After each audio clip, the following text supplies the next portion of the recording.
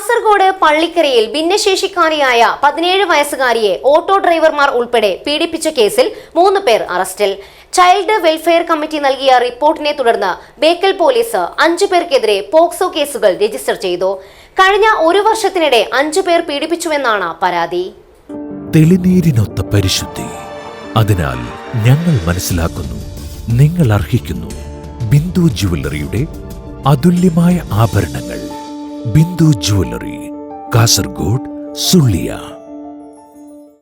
Bekal police station പരിധിയിലെ പള്ളിക്കരയിൽ ഭിന്നശേഷിക്കാരിയായ 17 വയസ്സുകാരി പീഡനത്തിന് ഇരയായതായാണ് പരാതി. സംഭവത്തിൽ ഓട്ടോ ഡ്രൈവർമാർ ഉൾപ്പെടെ 3 പേർ അറസ്റ്റിൽ.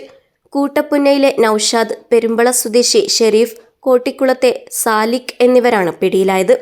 നൌഷാദും ഷെരീഫും ഓട്ടോ ഡ്രൈവർമാരാണ്. സാലിഖ് പച്ചക്കറിക്കടയിലെ ജീവനക്കാരനാണ്. മാനസിക വെല്ലുവിളി നേരിട്ടിരുന്ന സമയത്ത് പെൺകുട്ടി ലൈംഗിക പീഡനത്തിനിരയായതായാണ് പരാതി.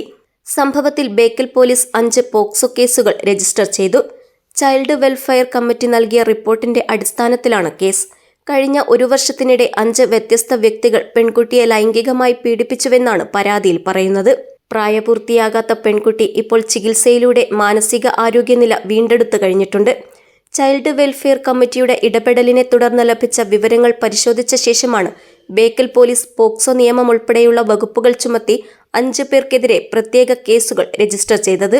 തന്നെ ഉപദ്രവിച്ച 3 പേരുടെ പേര് വിവരങ്ങൾ പെൺകുട്ടി തന്നെയാണ് വെളിപ്പെടുത്തിയത്. മറ്റു 2 പേരെ കണ്ടാലറിയാമെന്നാണ് പെൺകുട്ടി വെളിപ്പെടുത്തിയത്. കേസിൽ പിടിയിലാകാനുള്ള 2 പ്രതികളെ കണ്ടെത്തുന്നതിനും സംഭവത്തിന്റെ എല്ലാ സാഹചര്യങ്ങളും പരിശോധിക്കുന്നതിനുമായി പോലീസ് അന്വേഷണം ഊർജിതമാക്കി.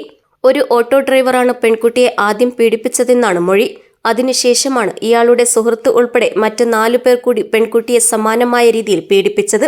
കാഞ്ഞങ്ങാട് ജില്ലാ ആശുപത്രിയിൽ പെൺകുട്ടിയെ വൈദ്യപരിശോധന നടത്തിയപ്പോൾ പീഡന വിവരം തെളിഞ്ഞിട്ടുണ്ട്. News bureau, Kanhangad.